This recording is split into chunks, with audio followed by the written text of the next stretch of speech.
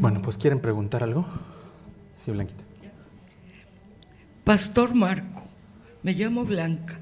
Citas: Filipenses 2, 15, 16, Efesios 6, 17, Isaías 53, 5, 6, Romanos 5, 8, Juan 14, 6, Juan 21, 25, Marco 1, 35, Lucas 5, 16, Juan 15, 3, Primera de Pedro 1, 2, 3. Pregunta: ¿por qué es importante que nosotros los creyentes conozcamos qué significa la oración a Dios y practicarla diariamente y saber la verdad del sustituto?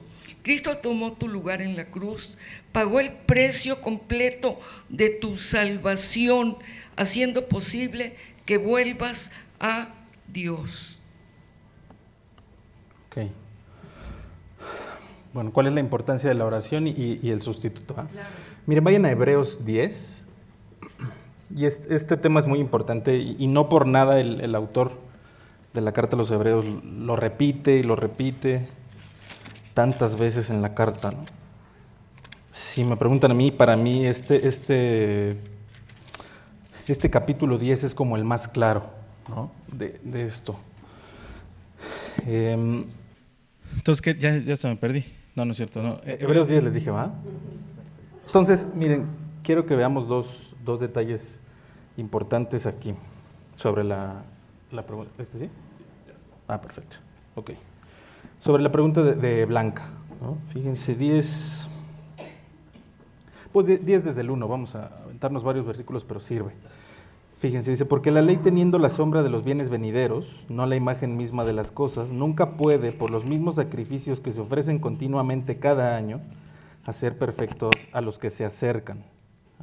De otra manera, cesarían de ofrecerse, pues los que tributan este culto, limpios una vez, no tendrían ya más conciencia de pecado. Miren, me voy a saltar al 8, 10:8. Diciendo primero: sacrificio y ofrenda y holocaustos y expiaciones por el pecado no quisiste ni te agradaron, las cuales cosas se ofrecen según la ley. Y diciendo: he aquí que vengo, oh Dios, para hacer tu voluntad, quítalo primero para establecer esto último. Entonces, fíjense, en primer lugar nos habla de que no es algo que podamos hacer nosotros, lo cual nos va a dar el perdón de los pecados, ¿no? El sacrificio, los sacrificios que se ofrecen cada día, dice el pasaje. Pero vean el detalle después. ¿Quién está orando en este último versículo que leímos? Se los vuelvo a leer el 9. Dice: y diciendo luego: he aquí vengo, oh Dios, para hacer tu voluntad, quítalo primero para establecer esto último. ¿Quién dice esas palabras? ¿Se acuerdan? Cristo. ¿Se acuerdan? En Getsemaní, ¿no? Lo dice con otras palabras más o menos, ¿no? Pero Padre, si es posible que pase de mí esta copa, pero no sea mi voluntad, sino la tuya.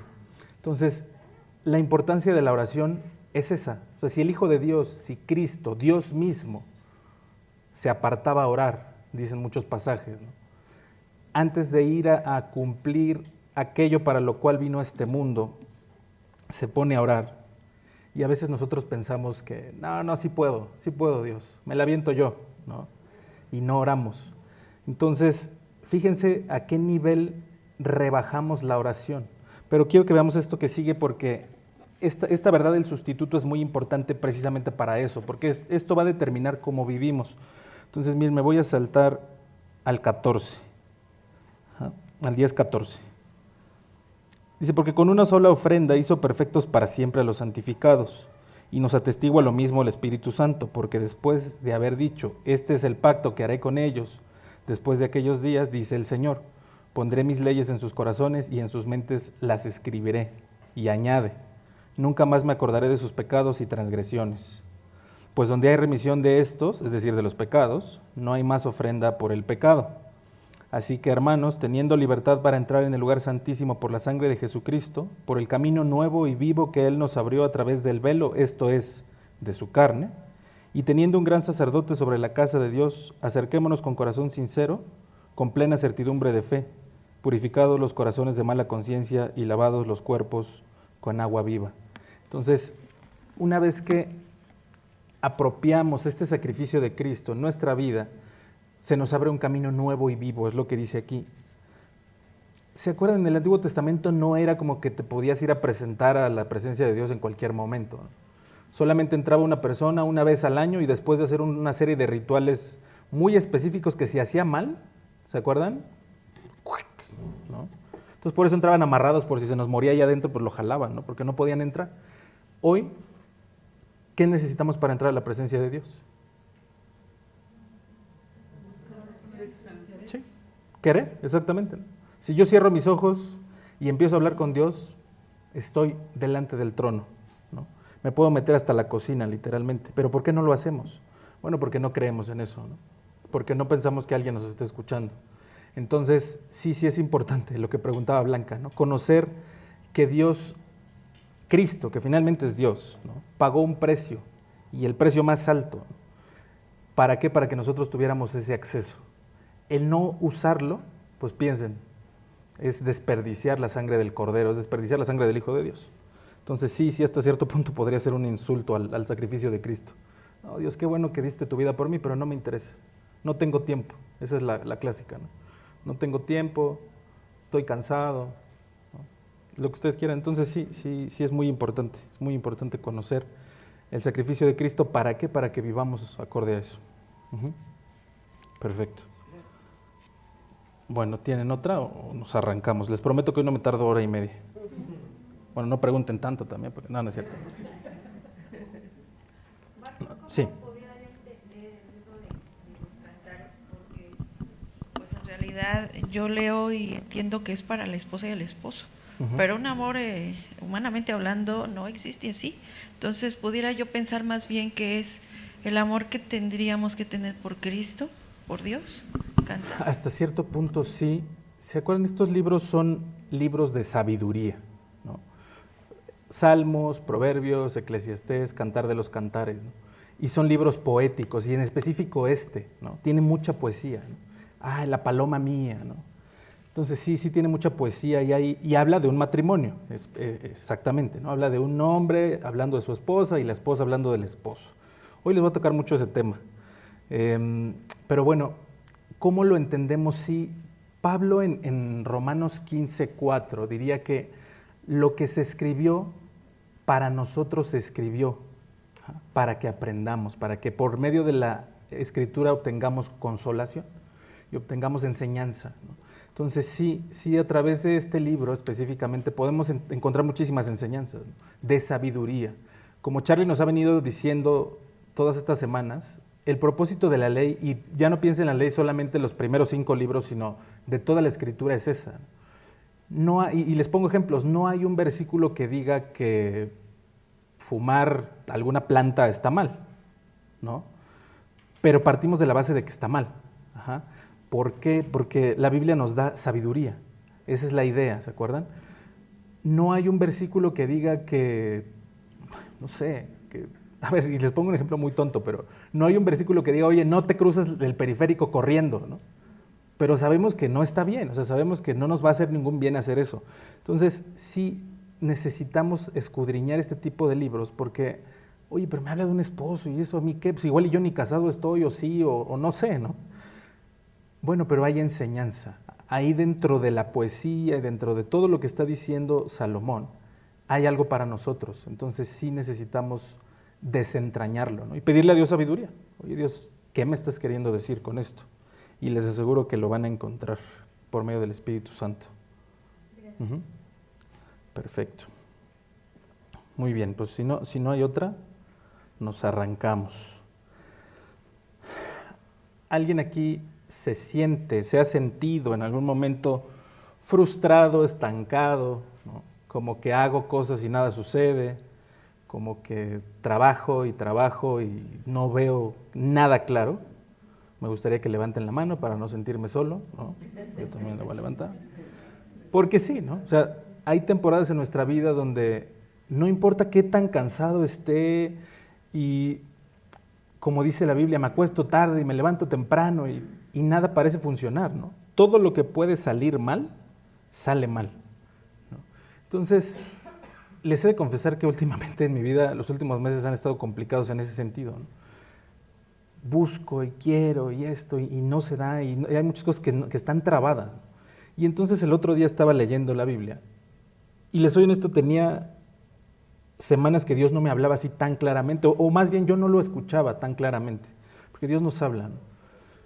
Y de repente me brincó esto, de esto que les quiero compartir hoy. Entonces miren, si quieren vayan yendo al libro de Ageo. El libro de Ageo está al final del Antiguo Testamento, estaría Malaquías, antes Zacarías y antes Ageo, para que no se nos tarden tanto, ¿no? Y el profeta Ageo va a hablarle, ¿se acuerdan?, a los que regresan a reconstruir la ciudad de Jerusalén luego del exilio. Entonces, piensen cuando tienen estos días ajetreados, ¿no?, y regresan a su casa y no les ha dado tiempo ni de tender la cama, ¿no? Y cómo se sienten, ¿no? O sea, está la casa hecha así, añicos, ¿no?, todas las cosas tiradas, y regresas a tu casa cansado, ¿y cómo te hace sentir eso? ¿No? Pues mal, ¿no? O sea, como, sí, exacto, frustrado, más cansado, porque te das cuenta que tienes más cosas que hacer además de las que ya hiciste, ¿no?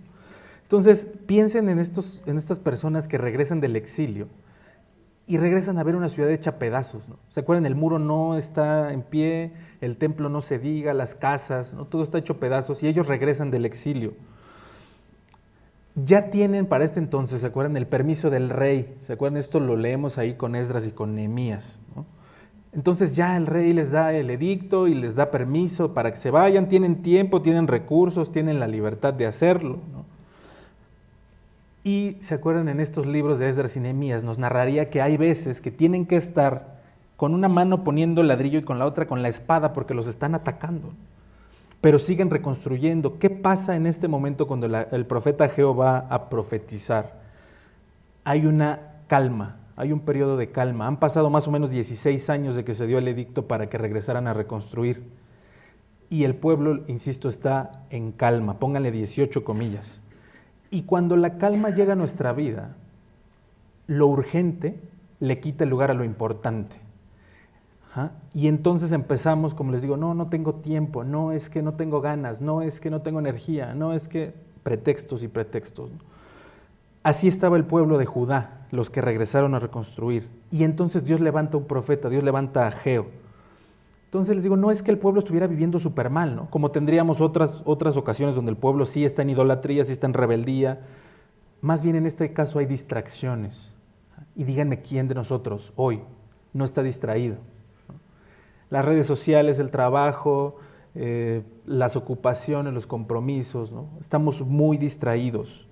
Nuestra capacidad de concentración se destruyó por completo. Intenten orar, ¿no? Intenten tomar 1 hora para orar.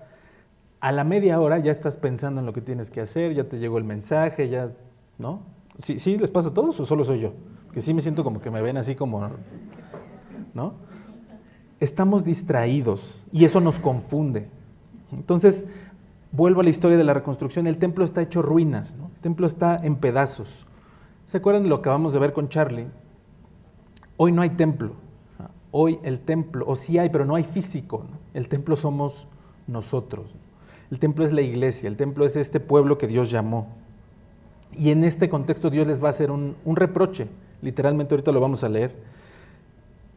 Entonces, miren, si quieren vamos a empezar Ageo capítulo 1. Vamos a estudiar todo el libro de Ageo, ¿eh? Entonces espero que traigan tiempo. Son 2 capítulos, tampoco creen ustedes que nos vamos a tardar tanto, ¿eh? Pero quiero que veamos varios detalles importantes. Fíjense, Ageo 1:1. Dice: en el año segundo del rey Darío, en el mes sexto, en el primer día del mes, vino palabra de Jehová por medio del profeta Ageo a Zorobabel, hijo de Salatiel, gobernador de Judá, y a Josué, hijo de Josadac, sumo sacerdote, diciendo: así ha hablado Jehová de los ejércitos. El remanente, ya me estoy saltando yo, diciendo: este pueblo dice, no ha llegado aún el tiempo de que la casa de Jehová sea reedificada. Entonces vino palabra de Jehová por medio del profeta Ageo, diciendo: ¿es para vosotros tiempo de habitar en vuestras casas artesonadas, y esta casa está desierta? Pues así ha dicho Jehová de los ejércitos: meditad bien sobre vuestros caminos, sembráis mucho y recogéis poco, coméis y no os saciáis, bebéis y no quedáis satisfechos, os vestís y no os calentáis, y el que trabaja a jornal recibe su jornal en saco roto. Así ha dicho Jehová de los ejércitos, meditad sobre vuestros caminos. Entonces, como les decía, ellos se sienten igual. Ellos en este momento están igual de frustrados, igual de cansados, igual de conflictuados entre Dios, estoy haciendo bien las cosas, ¿no? ¿Voy bien o no? ¿Por qué entonces si voy bien los resultados no me acompañan? Y acuérdense, no siempre los resultados nos hablan de qué tan bien vamos, pero sí hay un punto donde estaríamos esperando que, bueno, si estoy haciendo las cosas bien, pues esperaría que mi vida tenga algo de decencia, ¿no? Y me vaya mínimamente bien. Entonces, fíjense aquí, empieza a hablar de reconstrucción. Y el reproche de Dios es, ustedes ya viven en sus casas. Y no es que vivan en una chocita, no es que vivan en una casa de adobe, les dice una casa artesonada. ¿Alguien tiene una idea de qué quiere decir esto? ¿A qué le suena? Artesonada. Sí, arte, ¿no? Artesonada, decorada. Incluso está bonita, muchachos. Ustedes sí ya se preocuparon por ponerle a su casa las molduras, las luces indirectas, ¿no? Las persianas, todo es muy bonito. ¿Y mi casa para cuándo? Diría Dios, ¿no? No está hablando de ladrillos, no está hablando de madera, ni de cemento, ni de nada de estas cosas. Está hablando de prioridades, prioridades espirituales. Le está hablando a corazones tibios, le está hablando a personas que han dejado olvidada su vida espiritual. Si hoy miráramos, partiendo de la base de que nosotros somos el templo, si viéramos nuestro templo, nuestra vida espiritual, ¿cómo se vería? ¿Se vería en reconstrucción? ¿Se vería en ruinas?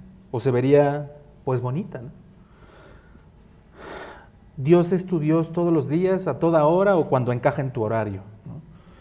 Cuando te sobra tiempo, cuando te sobra energía. La historia de Ageo nos va a confrontar muy fuerte, ¿no? Pero además nos va a inspirar, porque no solo se trata de hacernos pedazos, ¿no? Sino, como vamos a leer ahorita, Dios nos va a acompañar. Dios nos va a mostrar que la gloria postrera puede ser mejor que la primera. Y aunque este segundo templo, se los adelanto, no va a ser para nada como el primero, no va a ser como el de Salomón en su grandeza y en su gloria, de manera física sí lo va a ser en el sentido de que la presencia de Dios vuelva a habitar en este templo. ¿Cuándo? Cuando ponemos a Dios en primer lugar. Entonces, hoy lo que vamos a ver es a Dios llamando a su pueblo, al de antes y al de ahora. Y voy a intentar aterrizárselo a lo que vivimos hoy y a unos temas que son súper, súper vigentes, ¿no? Entonces, miren, aquí dice 2 veces, meditad en vuestros caminos, lo acabamos de leer.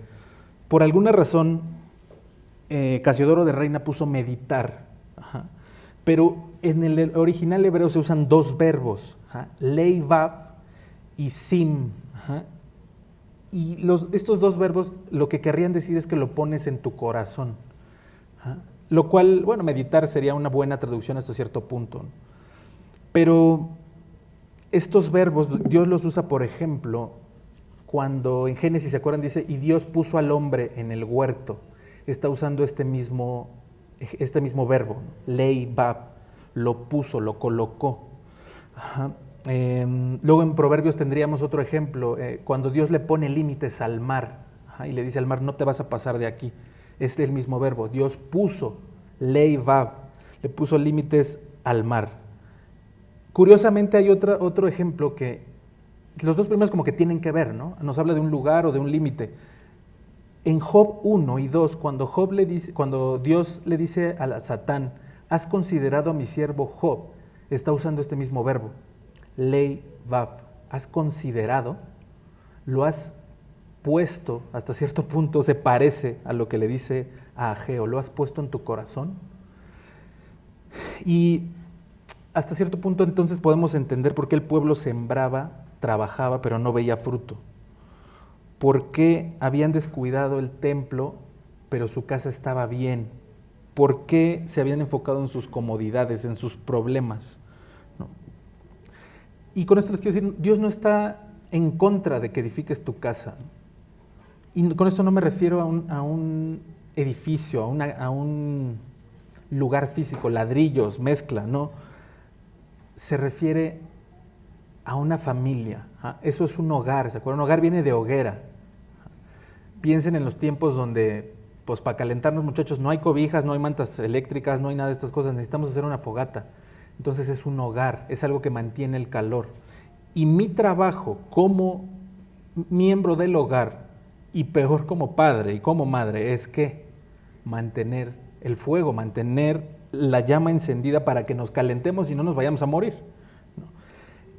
Hasta cierto punto el pueblo justificaba su indiferencia. No es que no ha llegado el tiempo, ¿no? Lo acabamos de leer. Bueno, para reconstruir, para hacer lo que Dios quiere que hagamos, no hay un mal tiempo. Todo el tiempo es tiempo de obedecer a Dios. Y ahorita les voy a hablar de eso. Entonces Dios los confronta. Ya tuvieron tiempo para reconstruir su casa, para ponerla bonita, muchachos, para sus propios intereses, pero no han tenido tiempo para mi casa, para reconstruir su relación conmigo. Hoy muchos creyentes viven así, ¿no? Ocupados en su casa, ocupados en su trabajo, en su negocio, en sus proyectos, en sus comodidades, en sus ideas, en sus rutinas. Pero a la hora de reconstruir, a la hora de servir a Dios, pues no hay tiempo, ¿no? Y lo voy a aterrizar a un tema, como les decía, súper vigente. Vamos a hablar de la familia a través de esto. Entonces, ¿qué implicaría esto? Bueno, no tengo tiempo de orar con mis hijos. No los conozco. No tengo tiempo de hablar con ellos. Ya no digamos que yo les enseñe de la Biblia. Para eso está la maestra de los domingos, que les va a poner a hacer un borrego de algodón y con eso va a ser suficiente, ¿no? Los tengo de lunes a viernes 5, 6, 7 horas en la escuela, donde los indoctrinan y les meten ideas del mundo todo el tiempo. No, pero aquí seguramente coloreando un dibujo del Arca de Noé va a ser suficiente para enfrentarme al mundo, ¿no? No, quiero decirte que no. Así como el pueblo de Judá sentía frustración y sequía en su pueblo, hay una sequía espiritual muy importante en las familias cristianas hoy en día. No estamos generando familias fuertes, y que creen, sin familias fuertes no hay iglesia fuerte. Finalmente la iglesia se compone de familias, y familias, no piensen solamente en esta familia típica de el papá, la mamá y un niño y una niña rubios, preciosos. No, hay diferentes familias, sí, no en el sentido que nos lo pone el mundo hoy, ¿eh? O sea, no quiero que suene a discurso woke, no, pero familias puede ser de una persona que viva para darse a otros, para darse a la iglesia, que eso fue lo que Dios nos llamó. Entonces, cuando Dios no es la prioridad en tu vida y en tu hogar, todo lo demás pierde sentido. Nada va a ser suficiente, va a ser como el agua en el pozo, ¿se acuerdan? De la mujer samaritana. No calma la sed, sigue habiendo necesidad, porque si Dios no está en control, nada está bajo control. Entonces, hoy tenemos, como les decía, una generación de cristianos cómodos, ¿no? De cristianos que no es que no digas, respeta, ¿no? No te metas en problemas, vas a incomodar, no a tus hijos, no, déjalos que ellos decidan, ¿no? No, esto no existe, esto es una mentira. Cuando nosotros como padres tomamos esta filosofía del mundo de decir, déjalos que ellos decidan, no estamos dejando que ellos decidan, estamos dejando que el mundo decida, porque el mundo no los deja decidir. Hoy incluso en la escuela les meten un montón de ideas y de endoctrinamiento para pensar como el mundo quiere que piensen. Y en la iglesia tenemos esto, ¿no? Hoy tenemos feminismo en la iglesia, tenemos un montón de gente que no quiere tener hijos en la iglesia, tenemos un montón de gente que piensa como el mundo piensa. Y miren, el mundo puede hacer lo que quiera, pero en la iglesia estaríamos esperando algo diferente. Entonces, cuando el padre busca su éxito, hasta cierto punto abandona a su familia, ¿no? Y miren, decía un pastor, hace algún tiempo lo escuché, y decía, tus hijos siempre te van a reclamar por algo, ¿no? Si trabajaste mucho para darles muchas cosas, bueno, es que no me diste suficiente tiempo. Y si trabajaste poco para estar con ellos, bueno, es que no me diste suficientes cosas, ¿no? Me hizo falta, tuve carencias. Yo lo que les diré es escojan cuál reproche quieren escuchar. Escójanlo ustedes. Hay cosas que no vamos a poder regresar, ¿no? El tiempo es una de esas cosas. El tiempo ya lo perdimos y ya no regresa. Oye, desperdicié el tiempo, Dios me puede perdonar, Dios me puede usar, sí puede, pero el tiempo no lo vas a recuperar. Entonces, el tiempo que no le inviertas a tus hijos, no lo vas a recuperar. Este tiempo es de arrepentirnos, ¿no? Oye, pero yo ya soy creyente, ya soy salvo, sí, y necesitamos arrepentirnos de todo lo que hemos hecho mal, ¿no? Una vida sin un altar espiritual, hablando de forma figurativa, un hogar sin la instrucción de Dios puede verse bonito desde afuera, pero desde adentro puede ser literalmente un pedazo de infierno en la tierra. Pero fíjense, vamos a seguir leyendo, les sigo leyendo Ageo para no alargarme tanto. Ageo 1:8, voy a saltar al 12, ahorita regresamos. Fíjense, dice, y oyó Zorobabel, hijo de Salatiel, y Josué, hijo de Josadac, sumo sacerdote, y todo el resto del pueblo, la voz de Jehová su Dios, y las palabras del profeta Ageo, como la había enviado Jehová su Dios. Y temió el pueblo delante de Jehová. Entonces Ageo, enviado de Jehová, habló por mandato de Jehová al pueblo, diciendo, yo estoy con vosotros, dice Jehová. Y despertó Jehová el espíritu de Zorobabel, hijo de Salatiel, gobernador de Judá, y el espíritu de Josué, hijo de Josadac, sumo sacerdote, y el espíritu de todo el resto del pueblo, y vinieron y trabajaron en la casa de Jehová de los ejércitos, su Dios. Entonces despertó Jehová el espíritu de Zorobabel, de Josué y de todo el pueblo. Dios levanta un profeta y el pueblo escucha la voz de este profeta y ¿qué hacen? Responden, obedecen. Esta es una palabra muy importante. Entonces hablábamos del arrepentimiento, pero no basta con eso. Ok, ya me arrepentí, ya entendí que estoy mal, ya entendí que tengo que cambiar. ¿Qué sigue? Bueno, cambiar, ¿no? Porque llorar no es cambiar, cambiar es cambiar. Entonces sí puedo decir, no, Dios, perdóname, y tener remordimiento de conciencia, pero si sigo actuando igual, pues no sirve de nada, ¿no? Los hebreos, es muy curioso esto porque no tienen dos palabras para escuchar y para obedecer, es la misma. ¿Alguien se acordará cuál es esta palabra? Shema, ¿no? Shema, es muy famosa, ¿no? Oye Israel, ¿no? En Deuteronomio 6. Y usan la misma palabra para las dos cosas. Les pongo ejemplos. Váyanse a Génesis 3. No me tardo nada, les pongo 15, 20 ejemplos y con eso. No es cierto, 2 o 3 ejemplos nada más. Génesis 3. 3:9. No, 3:8, perdón. Dice, y oyeron la voz de Jehová que se paseaba en el huerto al aire del día, y el hombre y su mujer se escondieron de la presencia de Jehová entre los árboles del huerto. Entonces, esta es la palabra, ¿no? Shema, escucharon a Dios, por ahí andaba Dios paseando, ¿no? En el huerto. Y esto es Shema. Les pongo otro ejemplo. Miren, ven, Éxodo 5:2, lo acabamos de ver hace algunas semanas. Y ahorita les hago un contraste muy curioso precisamente sobre el Éxodo con estas palabras, o con esta palabra. Éxodo 5:2. Dice, Faraón respondió, ¿quién es Jehová para que yo oiga su voz y deje ir a Israel?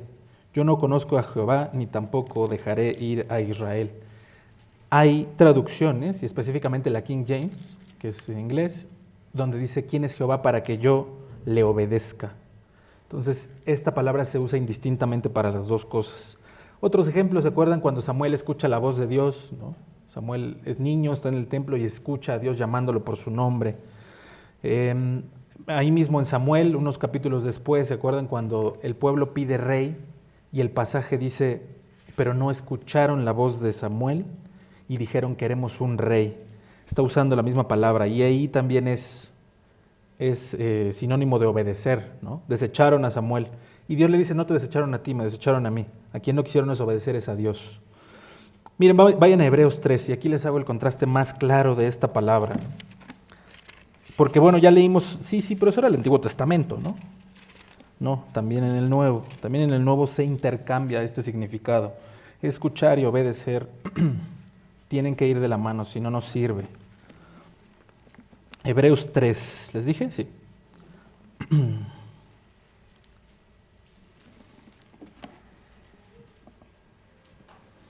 3:7.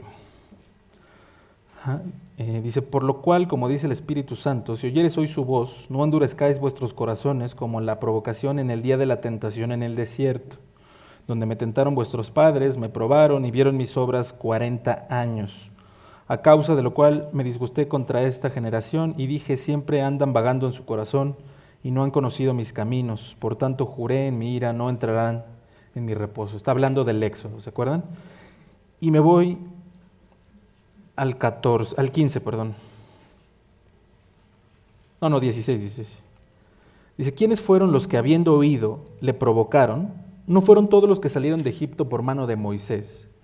¿Y con quienes estuvo él disgustado 40 años? ¿No fue con los que pecaron cuyos cuerpos cayeron en el desierto? ¿Y a quienes juró que no entrarían en su reposo, sino aquellos que desobedecieron? Y vemos que no pudieron entrar a causa de su incredulidad. Entonces, la desobediencia y la incredulidad son equiparables, son totalmente iguales para el autor. No entraron los que desobedecieron, y reafirma, y vemos que no pudieron entrar a causa, no de su desobediencia, de su incredulidad. Porque si no crees, no obedeces. Y si dices que crees y no obedeces, no has creído. ¿Y qué nos diría Santiago si le preguntáramos? ¿Se acuerdan? Santiago es el hermano del Señor, Santiago es súper duro. Algún día me va a dar mucho gusto platicar con él. Seguro me va a poner una de aquellas, ¿no? Pero imagínense si le pudiéramos preguntar, ¿no? ¿Qué diría? Bueno, de acuerdo a la Biblia, muy probablemente nos diría, muéstrame tus obras. Tú dices que tienes fe, perfecto, muéstrame tu fe y yo te mostraré mis obras. ¿Cómo aterrizamos esto a nuestra vida? Bueno, déjame ver tus relaciones, déjame ver tu matrimonio, déjame ver a tus hijos, déjame ver cómo vives cuando el pastor no te está viendo. Y ahí nos daremos cuenta si eres un árbol bueno o un árbol malo. El otro día mi esposa me preguntaba, oye, ¿qué haces con un niño si te pregunta, oye, ¿soy malo? Pregunta complicada, ¿no? ¿Qué dirían ustedes? Vamos a hacer, como diría Charlie, la interpretación democrática de la Biblia. Si un niño les pregunta, ¿soy malo?, ¿qué le dirían? Sus hijos, ya no digan un niño ajeno. ¿Qué le dirían? No, mi amor, claro que no eres malo, si tú eres perfecto, eres un pan de Dios. No. ¿Por qué hace berrinche? ¿Por qué grita? ¿Por qué azota cosas? ¿Saben? Y entonces mi hija escuchó esta conversación y me dijo, ¿soy mala? Y yo, Dios, no me puedes estar haciendo esto. Y tuve que decirle que sí.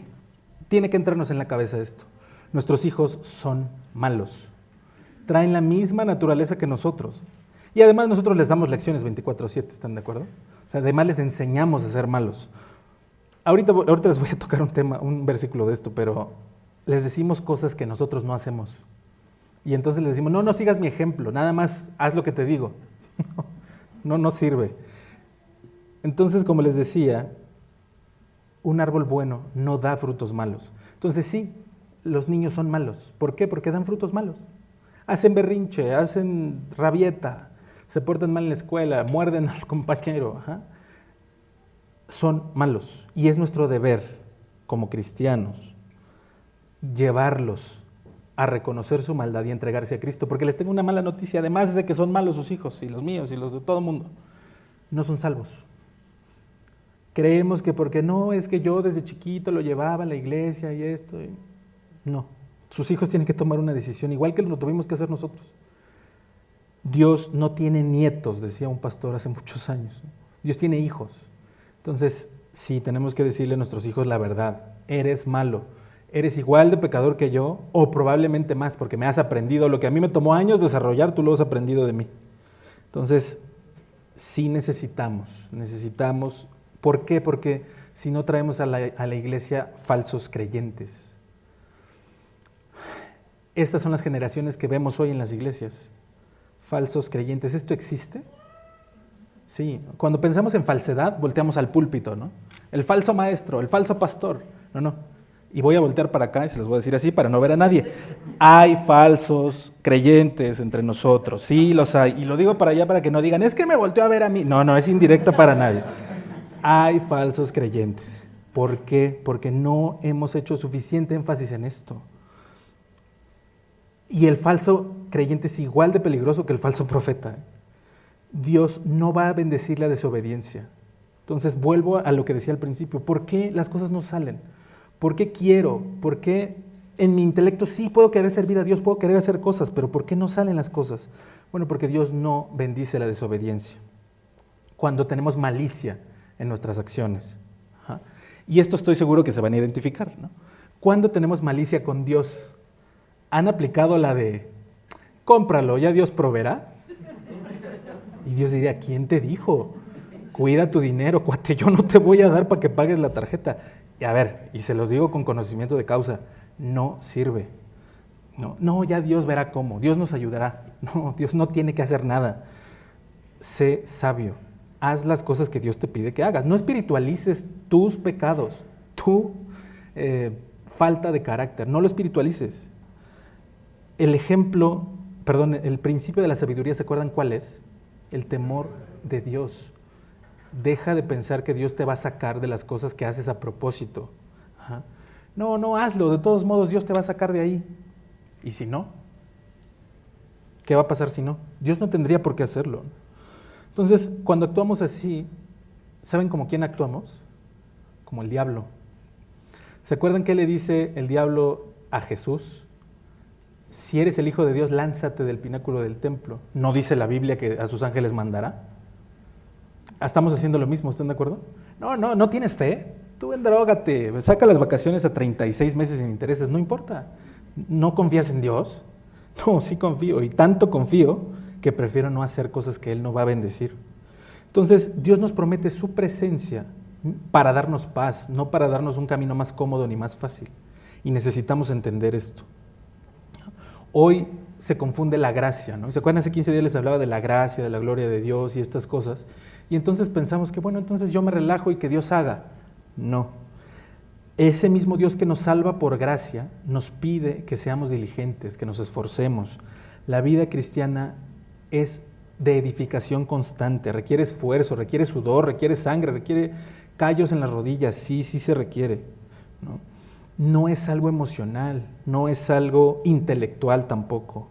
Entonces, vuelvo a lo de la familia. Tu familia no se va a edificar sola. Si tú no le enseñas a tus hijos a amar a la iglesia, a amar a Dios, a obedecerlo, tu hijo no lo va a aprender nunca, ¿no? Ay, es que yo no llevo a mi hijo a la iglesia porque no le gusta. Claro, porque nunca le enseñaste. ¿No? Porque tu hijo tiene 10, 11, 12 años y nunca lo llevaste a la iglesia y entonces no sabe quedarse en paz en la predicación, porque nunca se lo enseñaste. ¿Y qué es lo que estás esperando? ¿Que cumpla 17 y de repente se enamore de Dios un día y quiera venir? Nunca va a pasar, nunca va a pasar. Lo siguiente que va a pasar es que va a tener que aprenderlo como tú y yo lo aprendimos, allá afuera, a golpes, literalmente. ¿Por qué? Porque no quisimos cumplir con lo que Dios nos pedía que hiciéramos con nuestros hijos. Entonces, no puedes esperar que tu matrimonio sea fuerte, que tus hijos sean fuertes en la fe, si no inviertes tiempo, si no inviertes oración, si no inviertes amor. No puedes criar hijos piadosos si no lo haces de manera intencional. Entonces, lo que Dios quiere restaurar, el templo, volviendo al ejemplo de los reconstructores, no es un edificio, es algo en tu corazón y es esa relación que tienes con Él. Dios quiere padres que edifiquen familias, no casas, no mansiones, no departamentos, no nada físico. Quiere matrimonios que reflejen a Cristo, no que sobrevivan, ¿no? Bueno, pues nos aguantamos, ¿no? Ya me cae bien, ¿no? Ya. Después de tantos años, pues ya lo soporto, ya la soporto. No es lo que Dios quiere. Entonces, levántate y trabaja, es lo que les dice. Levántate y trabaja porque yo estoy contigo. Ahorita lo vamos a leer. Entonces, el pueblo respondió al mensaje de Ageo. Dios reafirma su presencia con ellos y el Señor no solamente los confronta, además los anima y les dice, yo estoy con ustedes. Porque no se trata de que le echemos ganas, ¿no? No se trata de que lo hagamos en nuestras fuerzas. Y es muy importante lo que les voy a decir. La presencia de Dios no solo está condicionada a nuestra conducta. No tenemos que ser perfectos para que Dios esté con nosotros. Dios está buscando gente dispuesta. Y eso es más que suficiente para trabajar. Entonces, la invitación es, toma la decisión de volver a obedecer, si has dejado de hacerlo. Si lo estás haciendo, no dejes de hacerlo. Aprovecha, porque hay temporadas en la vida también, ¿no? A veces es muy fácil obedecer y es muy padre caminar con Dios y otras veces es muy difícil. Hay muchas distracciones, hay muchos problemas, hay muchas cosas que nos impiden poder reconstruir de forma sencilla. Entonces, sea cual sea tu estatus hoy, aprovéchalo. No estás obedeciendo, vuelve a hacerlo. Si ya lo estás haciendo, bueno, fortalécete para seguir reconstruyendo lo que quedó en ruinas. Entonces, Dios no se une al desánimo del pueblo. No, sí, muchachos, las cosas están súper mal, a ver qué vamos a hacer, ¿no? Dios se manifiesta en medio de ese caos cuando hay obediencia. En la obediencia siempre hay bendición. Y ahorita les hablo más de eso. ¿Qué implica la obediencia? Vamos a leer Ageo 2:4, vamos a saltarnos ahí. Les dije que íbamos a estudiar todo, pero no todos los versículos, ¿no? Si no, Déjenme regreso, que ya me fui yo.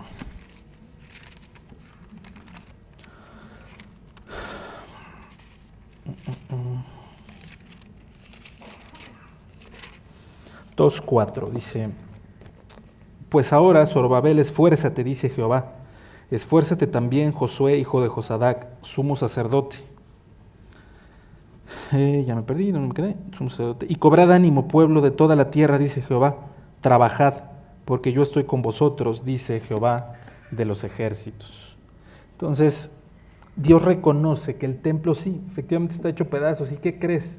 Aunque lo reconstruyan, no va a ser igual que el templo de Salomón.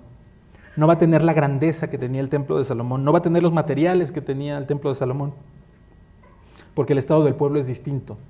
¿Se acuerdan? En la época de Salomón fue bonanza, ¿no? Fue riqueza, todo era increíble. ¿Se acuerdan? Dice la Biblia que pateaban la plata, era como, hay una piedrucha ahí cualquiera. Imagínense el nivel de riqueza, ¿no? Hoy no, hoy el estado es diferente. El pueblo sí se podía sentir desanimado, pero Dios no está esperando que nosotros nos animemos o sintamos algo para empezar a reconstruir. Dios quiere corazones dispuestos y manos obedientes. Grábense esta palabra, insisto. La gloria no dependía de los materiales, sino de la presencia de Dios. Y 4 veces le va a decir en este capítulo 2 a Josué y a Zorobabel: esfuérzate, trabaja, haz cosas. Obedecer implica esto, ¿no? ¿Se acuerdan? Hay una parábola en la Biblia que luego nos confunde mucho, ¿no? Y entonces dice que un hombre tenía 2 hijos, ¿no? Y les dijo: oye, ve a ver el terreno y a hacer cosas. Y uno le dice: sí voy. Y no va, ¿no? Y el otro le dice: no quiero ir, papá. Y ese va. Y Jesús pregunta: ¿quién hizo la voluntad de Dios? Entonces está difícil, ¿no? ¿O no? No está tan difícil, ¿no? El que lo hizo, efectivamente sí. Porque bueno, yo puedo decir misa, ¿eh? No, sí, Dios, yo quiero y vas a ver y a partir de mañana, ¿y cuántas veces lo hemos hecho? No, ya Dios, a partir de mañana voy a leer 1 hora completa y voy a orar 3 y mira, y voy a testificar y voy a hacer y voy a decir, y nos dura 2 días, ¿no? Y al tercer día, híjole, Dios, ya es tardísimo, me parece súper tarde, ya me tengo que ir y ya no hice nada, ¿no? Entonces, nuestras palabras no sirven. Necesitamos dejar la comodidad, porque yo no sé si ustedes han escuchado cuando alguien dice: ay, ¿a poco no el pastor está súper cansado, no? Se ve cansado. Sí, lo triste es que tú y yo no estemos cansados. O sea, lo triste es que solamente hay un hombre en la iglesia cansado. Porque si tuviéramos un pastor cansado y un evangelista cansado y un maestro cansado y una maestra de niños cansada, ¿saben? La iglesia sería otra. Y no les quiero decir con esto: ay, la iglesia está hecha a pedazos. Yo creo que todos estamos viendo un avivamiento en nuestra iglesia. Y precisamente por eso es tan urgente este mensaje. Porque entre más nos sumemos, más impacto va a tener nuestra iglesia. No basta con cumplir, no basta con sentarme a escuchar y bueno, sí, voy a aprender y voy a leer y voy a meterme información al cráneo, que sí sirve, como les decía hace 15 días, ¿no? Pero cuando esto no va acompañado de acciones, pues no funciona. Miren, les voy a leer unas palabras bien fuertes. Vayan a Amós capítulo 5, ahí unas páginas a la izquierda. Vean lo que va a decir Dios aquí, lo que piensa Dios de nuestros vanos intentos de impresionarlo. Entonces yo les decía hace 15 días, ¿vivimos en una religión? Sí, vivimos en una religión. Pero esto no quiere decir que nos comportemos de manera religiosa, lo cual es diferente, ¿no? Que cumplamos, que vayamos a pasar lista a la iglesia o al discipulado o a lo que sea, ¿no? Fíjense, Amós 5:21. Dice: abominé vuestras solemnidades y no me complaceré en vuestras asambleas. Y si me ofreciereis vuestros holocaustos y vuestras ofrendas, no los recibiré, ni miraré a las ofrendas de paz de vuestros animales engordados. Quita de mí la multitud de tus cantares, pues no escucharé las salmodias de tus instrumentos. Pero corre el juicio como las aguas y la justicia como impetuoso arroyo. Entonces Dios diría: qué padre que cantas, qué padre la letra, pero por mí te lo hubieras ahorrado. Si no me piensas obedecer, ¿de qué me sirve que vengas a cantar y a alzar las manos y a llorar y a decirle a todo mundo lo increíble que soy si no vives en lo que yo te pido que hagas? A Dios no le impresionan nuestros intentos de alabanza ni nuestra hipocresía, porque eso es lo que hacemos, ¿no? Hipocresía religiosa. ¿De qué le sirve a Dios a alguien que habla de Cristo pero no lo vive? de alguien que canta y que ora repitiendo frases de la Biblia, ¿no? Oh, Dios altísimo. Sí, ¿de qué sirve? Si en tu vida no es el Dios altísimo, si en tu vida es el segundo o el tercer lugar. Ejemplos de esto, ¿se acuerdan? Una de las peores cosas que hizo David no fue solamente matar a Urías, ¿se acuerdan? Antes de eso hizo algo peor. Desobedeció, sí, pero además trató de encubrirlo. ¿Se acuerdan? Trae a Urías y le dice, ve y acuéstate con tu mujer, ¿para qué? Para que me tapes el milagrito, para que tu mujer piense, para que todos piensen que es tuyo, y entonces yo quede como el bueno, ¿no? Eso es hipocresía. ¿Y cuántas veces hacemos eso? No, hay que espiritualizarlo, hay que taparlo, ahí alza la alfombra y lo barres y no, aquí no pasó nada, ¿no? Otro ejemplo, Ananías y Zafira, ¿se acuerdan? No, ya vendimos la heredad y aquí está todo lo que nos dieron, lo vamos a donar. ¿Y se acuerdan qué terminó pasando con ellos? Dios los mató, ¿no? ¿Por qué? No estaban obligados a dar ese dinero, pero lo que ellos quisieron hacer fue ¿qué? Engrandecerse, ¿no? No lo voy a dar todo. ¿Qué hubiera pasado si ellos dicen, no, voy a dar la mitad o el 10%? Bueno, está bien, ya partimos de esa base, ¿no? Pero no, quisieron adornarse, quisieron ser vistos, no, yo voy a dar todo, y por acá se guardaron un cambiecito, ¿no? Entonces, decir que vamos a hacer y no hacer no sirve. Poner versículos en el estado de WhatsApp y en Instagram y esto es muy bonito, está padre, pero esa no es la gran comisión. O sea, la gran comisión no está en Facebook, no está en Instagram, la gran comisión está allá afuera. Hablar no nos va a traer resultados, lo que hagamos nos va a traer resultados. Entonces, muchas veces nuestras palabras estorban más de lo que nos ayudan. Piensen, y vuelvo a la familia, no los voy a dejar hoy sí, no es cierto. Piensen, y esto hay muchos ejemplos, ¿no? Pero piensen en la esposa que se convirtió después de X años de casados y el marido es incrédulo y no se convierte, y pasan los años y pasan las oraciones y pasa todo el mundo y no se convierte. ¿Y qué hace la esposa normalmente? Lo atosigan. No, es que tienes, y es que vamos, y es que mira, y es que... ¿Y qué sucede con el marido? ¿Se convierte? No, al contrario, lo hartas, ¿no? Dice, no, ya no quiero saber de tu Dios. Si es la mitad insoportable que tú, no quiero saber nada de Él, ¿no? Nuestras palabras estorban más que ayudar a Dios. Fíjense, vayan a 1 de Pedro 3, aprovechando este tema, ¿no? Y vamos a ver que sí. ¿Por qué les toco este tema? Porque les decía, obedecer es actuar. Sí, pero también va a haber otras veces en las que vamos a tener que cerrar la boca. Es necesario. Vamos a tener que callar. Y se acuerdan, antes de leer esto, hay una oración que, si no mal recuerdo, es en Alcohólicos Anónimos, los que van a los anexos me corregirán, pero le llaman la oración de la serenidad, ¿no? Y entonces dice, Dios, dame serenidad para aceptar todas las cosas que no puedo cambiar, ¿no? Y dame coraje para cambiar las que puedo cambiar. Y termina de una manera muy importante, y sabiduría para distinguir entre una y otra. Sí, porque vamos a necesitar eso. A veces tengo que actuar y tengo que ir con todo. Y si me equivoco, me equivoqué, pero me equivoqué pensando que estaba obedeciendo a Dios. No me puedo quedar sentado esperando la 10ª confirmación de Dios. Y va a haber otras veces en que lo mejor que puedo hacer es callar. Oye, pero se está cometiendo una injusticia, o a mí mismo me están haciendo una injusticia, o me están calumniando, Sí, a veces lo mejor que puedes hacer es callarte y dejar que los hechos hablen, porque los hechos no los puedes callar tan fácilmente. Entonces les dije 1 de Pedro 3, ¿verdad? 1 de Pedro 3, 1. A propósito, dice, asimismo vosotras mujeres, estad sujetas a vuestros maridos, para que también los que no creen a la palabra sean ganados sin palabra. ¿Por qué? Por la conducta de sus esposas. Entonces, de repente volteas a ver el matrimonio cristiano, ¿no? Y se están dando hasta con la cubeta y se avientan los trastes y la esposa está agarrando a escobazos al marido y dices, no, gracias, no, mejor ahí mueren.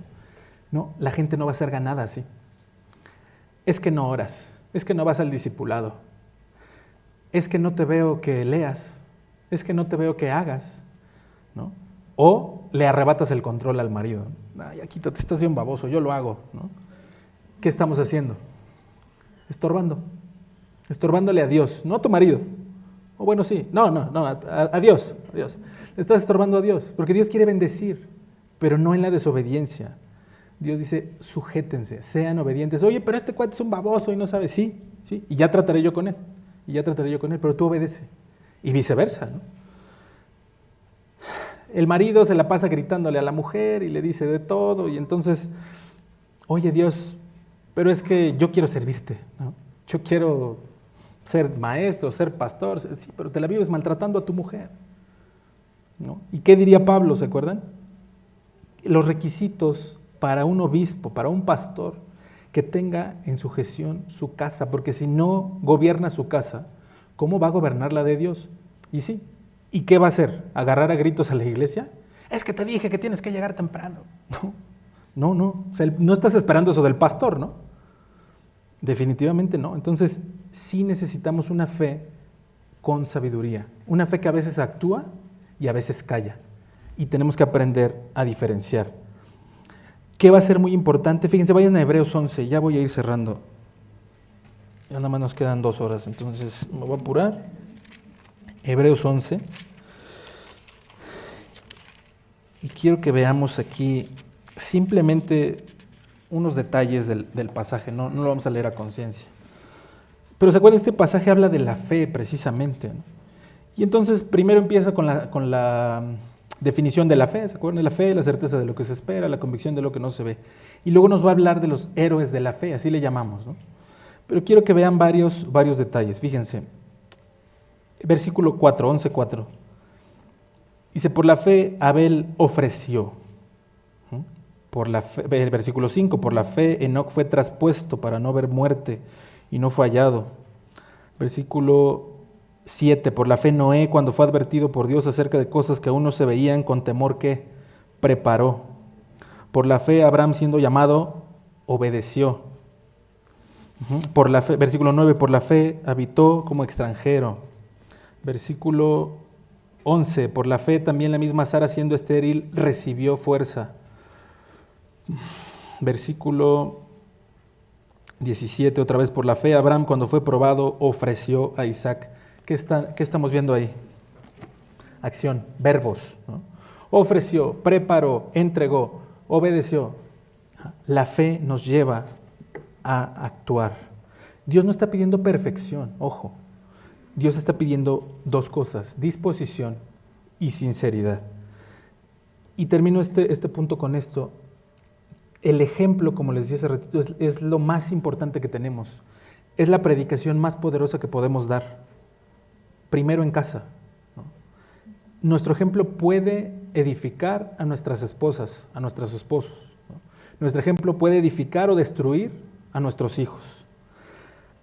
Y como les decía, finalmente estamos buscando edificar una iglesia con familias sanas, con familias que comiencen con eso, caminando en integridad, con un esposo que ame a su esposa, con una esposa que respete a su esposo, con hijos que amen la verdad, pero no lo van a aprender por ósmosis. Y a veces pensamos que, soy muy grinch, pero van a ser el niño, ¿no? ¿Y cómo se va a llamar? No, pues hay que ponerle un nombre bíblico, ¿no? Se va a llamar Abraham, se va a llamar Elías, se va a llamar lo que ustedes quieran, ¿no? Y les voy a decir una cosa muy fuerte, en lugar de ponerle un nombre bíblico a nuestros hijos, deberíamos educarlos de forma bíblica. Eso sí nos ayudaría más. Porque luego tienen a Abraham, a Elías y a Mateo saliendo del antro hasta las manitas, ¿no? ¿Y de qué les sirvió el nombre? No. Necesitamos educarlos de forma cristiana, no con nombres cristianos, no en una escuela cristiana, no, como les decía, trayéndolos a colorear al estudio de niños. La decisión es nuestra. Tú puedes seguir maltratando a tu esposa, diciéndole todo lo que hace mal, gritándole, levantándole la voz. Puedes seguir menospreciando a tu esposo, pensando que te hubiera ido mejor de otra forma, pensando que es un bueno para nada, todo lo que tú quieras. Puedes seguir dándole un pésimo ejemplo a tus hijos, pero no esperes encontrar un hogar feliz. O sea, no esperes ver a tus hijos, a tu esposa, tu hogar como el de enfrente, porque ¿qué crees? Al de enfrente le costó, ¿no? Pero caemos en el error de, no, es que tus hijos son tranquilos, no, tú tuviste suerte. No, tus hijos y los míos traen la misma naturaleza. Cuando pagas el precio, hay resultados. Cuando no pagas el precio, también, pero son distintos. Entonces, no esperes tener los resultados si no estás dispuesto a pagar el precio. Entonces, y la otra es, no esperes a ser perfecto para servir a Dios. Porque, ¿qué crees? nunca va a pasar. Entonces, termino con una pregunta esta parte para pasar a la última parte del estudio. ¿Qué estás sembrando hoy en tu matrimonio, en tus hijos, en tu ministerio, en tu familia? ¿Estás sembrando fe o estás sembrando una costumbre religiosa de los domingos?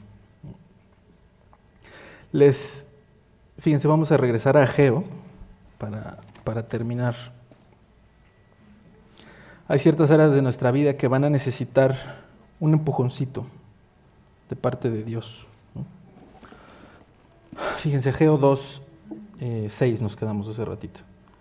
Dice, porque así dice Jehová de los ejércitos, de aquí a poco yo haré temblar los cielos y la tierra, el mar y la tierra seca, y haré temblar a todas las naciones, y vendrá el deseado de todas las naciones, y llenaré de gloria esta casa, ha dicho Jehová de los ejércitos. Mía es la plata y mío es el oro, dice Jehová de los ejércitos. La gloria postrera de esta casa será mayor que la primera. Ha dicho Jehová de los ejércitos, y daré paz en este lugar, dice Jehová de los ejércitos. Quiero que noten cuántas veces se repite Jehová de los ejércitos. Creo que dice más Jehová de los ejércitos que otra cosa en estos dos versículos, ¿no? Dios nunca se va a esconder. Dios, cuando quiere hacer algo, Él es el primero que levanta la mano y dice, muchachos, fui yo. Y entonces dice, haré temblar. Si hoy Dios les dijera, voy a hacer temblar tu vida, ¿quién diría, wow, Dios, qué padre, es justo lo que estaba esperando? ¿No? Gracias. No es algo que diríamos, ¿no? Fíjense, vayan a Santiago 1. Y termino con esto de las pruebas. Es necesario que tengamos pruebas en nuestra vida, ¿no? Que se haga presente el temblor, el sufrimiento. Porque el sufrimiento es un medio de santificación. Y sin sufrimiento, pues nunca vamos a llegar a ser lo que Dios quiere que seamos. Piensen en el Salmo 23, por ejemplo. El Salmo 23 empieza de una manera muy padre, ¿no? Dios es mi pastor, el Señor es mi pastor y nada me va a faltar, ¿no? Y entonces me lleva a aguas de reposo y a los pastos y qué padre, pero luego dice, aunque ande en valle de sombra de muerte, no temeré mal alguno.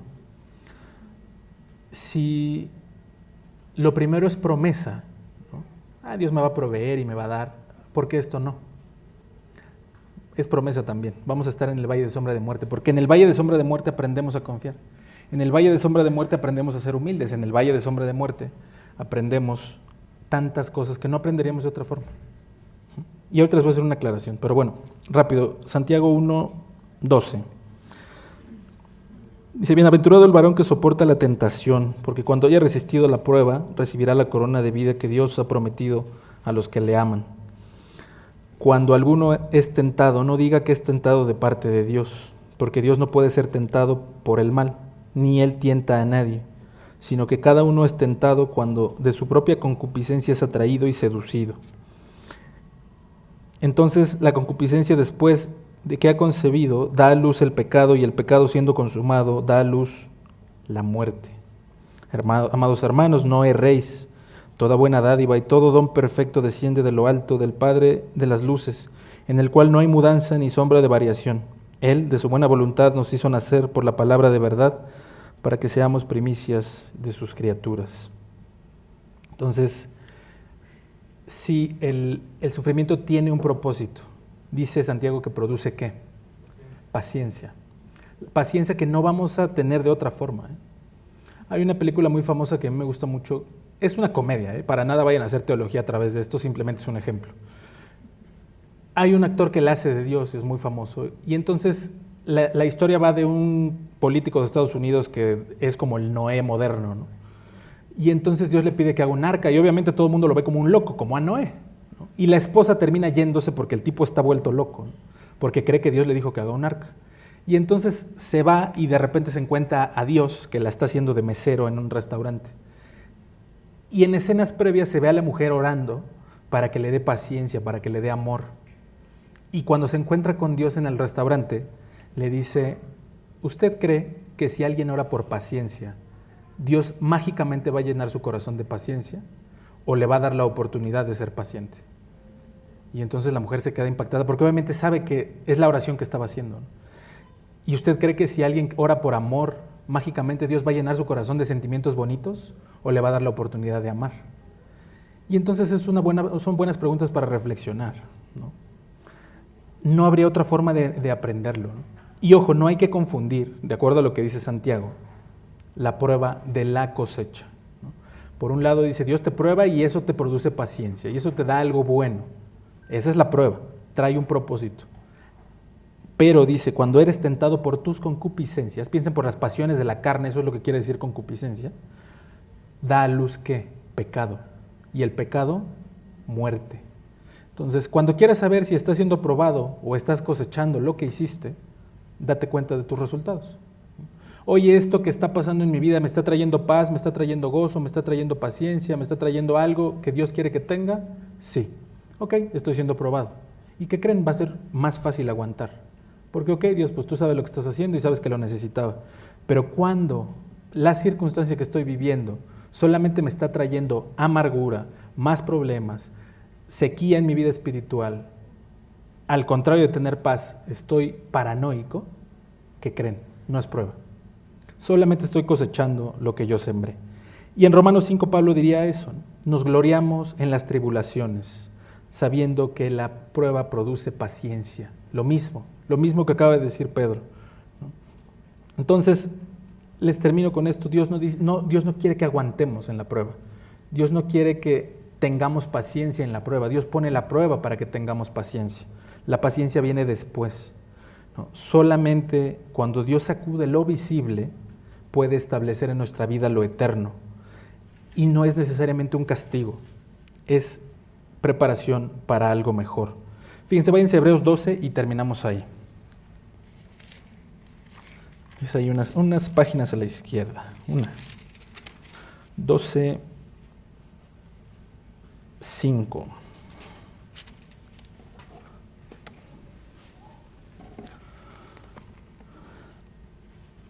Un versículo muy famoso, ¿no? Dice, y habéis ya olvidado la exhortación que como a hijos se os dirige diciendo, Hijo mío, no menosprecies la disciplina del Señor, ni desmayes cuando eres reprendido por Él, porque el Señor al que ama disciplina y azota a todo aquel que recibe por hijo. Me voy a saltar ahí mismo al versículo 25. ¿Para qué Dios nos disciplina? Fíjense, dice, mirad que no desechéis al que habla, porque si no escaparon aquellos que desecharon al que amonestaba en la tierra, mucho menos nosotros, si desecháramos al que amonesta desde los cielos. La voz del cual conmovió entonces la tierra, piensen en lo que acabamos de leer en Ageo, voy a conmover la tierra. Dice, pero ahora he prometido diciendo, aún una vez, y conmoveré no solamente la tierra, sino también el cielo. Y esta frase, aún una vez, indica la remoción de las cosas movibles, como las cosas hechas, para que queden las inconmovibles. Así que recibiendo nosotros un reino inconmovible, tengamos gratitud y mediante ella sirvamos a Dios agradándole con temor y reverencia, porque nuestro Dios es fuego consumidor. Sí, como les decía hace unas semanas, tenemos un Dios al que podemos decir papito, ¿no? Pero ese mismo Dios es tan poderoso para sacarnos de cualquier crisis, de cualquier problema. No necesariamente nos está castigando, a veces solo está limpiando el terreno para prepararnos para algo mejor. Entonces Dios nos acude no para destruirnos, sino para edificarnos nuevamente, piensen en el templo, con una gloria aún mayor. Hoy Dios está esperando creyentes que hagan lo que tienen que hacer, creyentes que edifiquen sus familias y creyentes que repitan, no solamente de lengua o de dientes para afuera, como diríamos, que repitan desde el corazón y con verdad esas palabras de Josué. Ustedes sirvan a quien quieran, pero yo y mi casa serviremos a Jehová. Eso es lo que Dios está esperando de nuestras familias. Vamos a orar y vamos a pedirle a Dios eso, que nos haga fuertes y que podamos cumplir ese propósito. Bendito Dios, gracias te damos por tu palabra. Gracias por estos profetas que tú levantaste, Señor. Sí para un tiempo específico, sí para dar un mensaje a Israel, pero también porque lo dejaste para que nosotros aprendamos, Señor. Para que por medio de esta escritura nosotros tengamos consolación y edificación para nuestras vidas. Por favor, permite que aprendamos de esto, Dios. Haznos fuertes, haznos tener esta diligencia en nuestro corazón y en nuestra vida. que edifiquemos nuestros matrimonios y a nuestras familias y a nuestros hijos, Señor, y a la vida de cada una de las personas que nos rodea para que esta iglesia sea fuerte. Sigue avivando nuestra iglesia, Dios. Gracias por lo que has hecho en ella y gracias por lo que vas a seguir haciendo.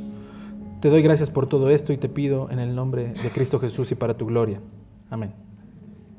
Listo, que Dios los bendiga.